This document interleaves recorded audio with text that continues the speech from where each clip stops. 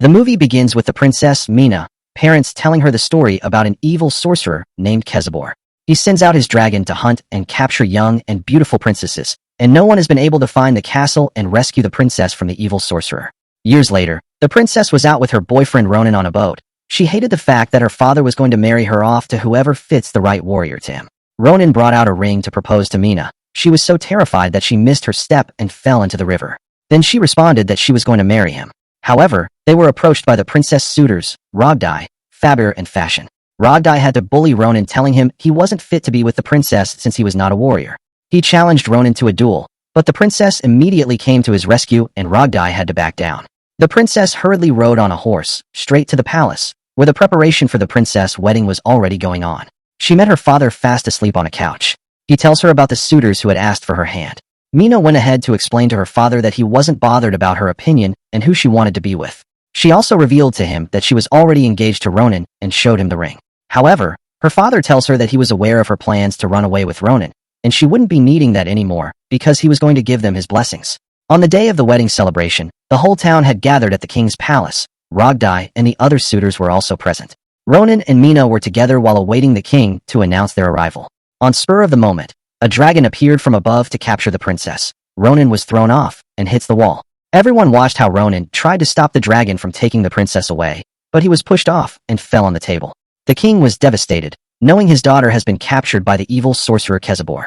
He then offered a deal to give his kingdom and the princess hand in marriage to whoever was willing to find the princess and rescue her. Rogdai stepped forward to volunteer, also Kabir and Fashion. Ronan tried to remind the king that he was already engaged to Mina, but instead her father tells him he made a mistake, and right now Mina needs a hero and not a thinker. Ronan was left devastated and sat in his misery. Just then he stood up and went to his apartment. He gathered his bow and arrow, and also drew a map heading east to follow the dragon trails and find the castle. Meanwhile, Fashion's mother was helping him get ready to embark on his mission. He spotted Ronan as he was leaving on his way, and he decided to follow him. However, he bumped into Rogdai and Kabir and they laughed at him for wanting to go after Mina. He then tells them he saw Ronan heading towards the impassable forest, probably searching for the princess. Rogdai was pissed to hear this and runs ahead. Fashion the Fearless tells Kabir he was ready to face the evil sorcerer even if he turns out to be a giant. Meanwhile, Kabir reveals he was only doing it for the prestige and wasn't really in love with the princess. The two wished each other luck as they parted ways. Ronan had arrived at the impassable forest and ventured into it, unknowing to him that he was being followed by Rogdai who wanted to pick a fight with him. Meanwhile, the princess woke up in a nice bed in a gigantic room and couldn't remember anything that happened. She ventured outside calling out to Ronan, thinking it was their honeymoon. As she walked through the garden, she sees the statues of the lost princesses who had been captured by the evil sorcerer and turned to stone. Just then, she caught sight of the dragon who captured her and immediately had memory flashes of what had happened. The dragon awoke and transformed into a witch known as Nahina. Nahina vehemently tells Mina she had been chosen to serve the Lord Kezabor as his bride, and she should accept her fate or she would be turned into stone just like the other princess who tried to go against Kezabor. Mina tries to run away, but unfortunately, Nahina caught up to her and puts her to sleep right back on the bed where she woke. Nahina then head down to Kezabor's palace where he was preparing for the arrival of his new bride. Nahina informs Kezabor that she had brought Mina as requested. Kezabor was delighted about the news, and as a reward he was going to tell her where the wizard Finn was hiding. Meanwhile, Ronan was walking in the forest when he came across a snake which was about to devour a bear and its family. Ronan stepped on the snake to get its attention, but unfortunately, he wasn't able to reach his bow and they all fell to the ground. The snake moved towards Ronan. Just then he had an idea, where he used a bamboo to create a flute which charmed the snake. The snake danced to the tune of the flute and followed it as Ronan led it to the river where the snake was carried away. The bear thanked Ronan for saving his life and his family's. Ronan was in utter dismay to see a talking bear. The bear introduced himself as Bjorn, the last of the talking bear. He asked Ronan what he was doing in the forest. Ronan explains that he was in search of Mina, who was captured by the evil Kezabor, and he saw the dragon pass through the forest. Bjorn also revealed that the snake which attacked them was working for Kezabor. It finds rare animals and captures them, and their skins are later used as robes for Kezabor. Bjorn tells Ronan he doesn't know where he would find Kezabor, but he was sure the wizard Finn knows how to find him, and he was willing to take him to the wizard. Bjorn led Ronan to meet the wizard Finn in his lair. Ronan explains to Finn that his beloved Mina has been captured by a dragon who works for the evil sorcerer Kezabor. However, Finn revealed that he was the one who created the dragon.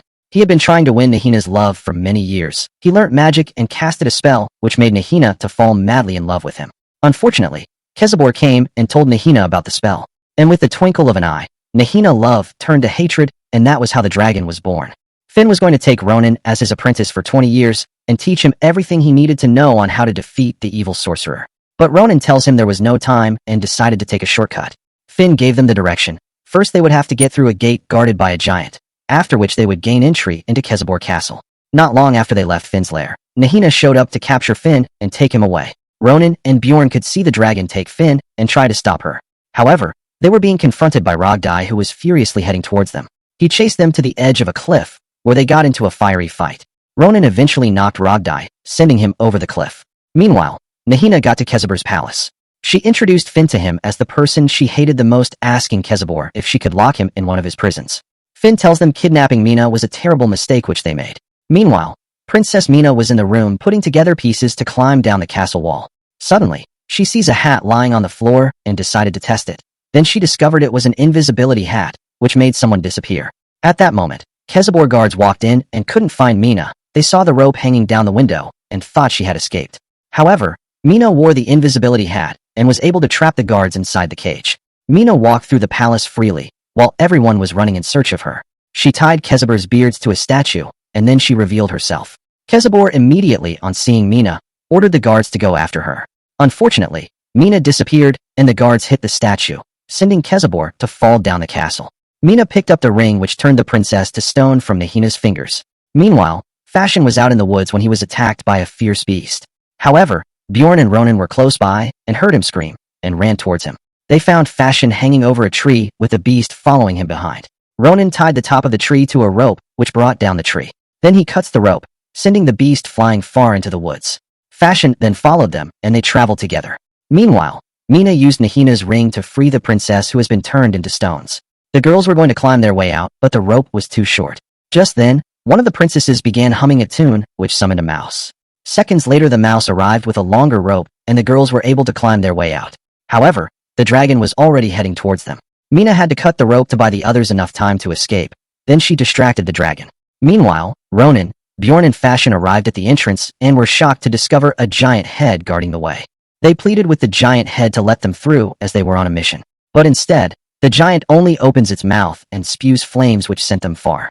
While they were lost in misery, Ronan discovered seashells and realized the place used to be a riverbed. They went back to the dam and were going to bring it down. They began building a catapult to bring down the dam wall, to allow the water flow. They fired the first shot, which hit the dam right in the middle. Then suddenly, water began flowing from the crack. Unfortunately, the wave became so strong that it collapsed the dam. They had to run and save themselves by climbing onto a boat. The water carried them heading towards the giant head, which was drowned in the water. Suddenly, the giant emerged from the water. He thanked them for saving his life and restoring the water which was his home. It turns out the giant was Kezebor's brother and was the one who imprisoned him. The giant gave Ronan a sword to chop off Kezebor's beards, as that is the source of his magical powers. He then guided the squad through the desert, and led them straight to Kezebor's castle. However, they were already being spotted by Kezebor. Meanwhile, Mina was seated by a water bank when she heard Finn call out to her asking for some water. She was scared initially, but then carried the water to him. At that moment, she realized Finn was a wizard.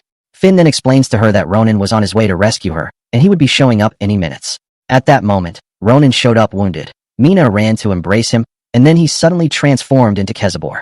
He ordered the guards to seize her and throw her in a cage. However, Ronan emerged from the waterbed, also wielding the giant's sword. On seeing him, Kezebor ordered his guards to attack him, and a fierce battle emerged. Ronan held on to Kezebor's beards and was about to chop it off. However, Kezebor flew into the sky trying to ward off Ronan. He flew around the city and then into outer space, where he couldn't fly anymore.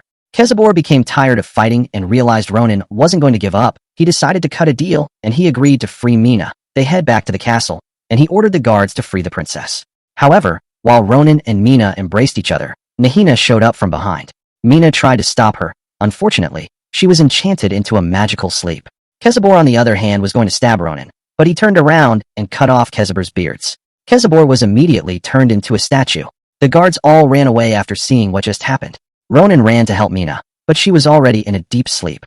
Finn pleaded with Nahina to take off the spell since he was the one who wronged her, but Nahina refused. She tells them to deal with it, and she flew away. Ronan carried Mina and asked Finn if he could do something to save Mina. Finn tells him he was powerless as this was Nahina's doing. Just then he stumbled on the invisibility hat and had an idea on how to save Mina.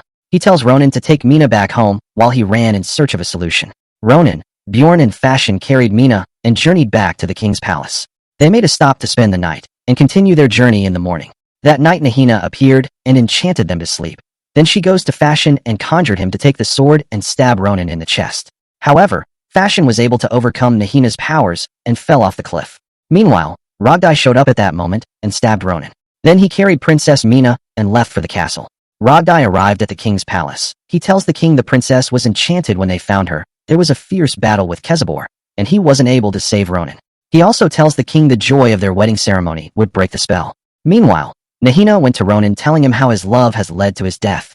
However, it turned out to be Finn, and he placed the vanishing hat on Ronan. Finn pleads with Nahina as the spell was been lifted as he was dying. Nahina also couldn't feel any hatred for him, and she forgives him. Then she turned into a tree. Finn took Nahina's ring and gave it to Ronan, telling him to break the ring when he sees Mina to break the spell. Finn then turned into a tree and stood right beside Nahina. Back at the king's palace, the people were eagerly waiting for the princess to awaken. The king stepped forward to announce that he was now leaving his throne to take care of his daughter. Just then, Fashion bumped in. He explained that Ronan was the one who saved the princess, and Rogdai only showed up last night and killed Ronan in his sleep. Rogdai in his defense says Fashion was only jealous because he was the one who brought back the princess. At that moment, Ronan and Bjorn also bumped into the palace. Ronan tells Rogdai to back off. He threw Nahina a ring and destroyed it. Rogdai threatened to take the king. However, Mina struck him from behind. They were happy to see Mina finally awake, and they embraced each other. The king was thankful to Ronan for saving his daughter, and he gave them his blessings.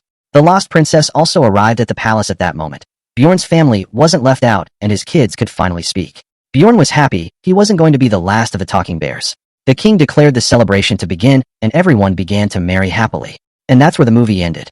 Stay tuned for more exciting recaps on its mythical, and subscribe to this YouTube channel. Thanks for watching.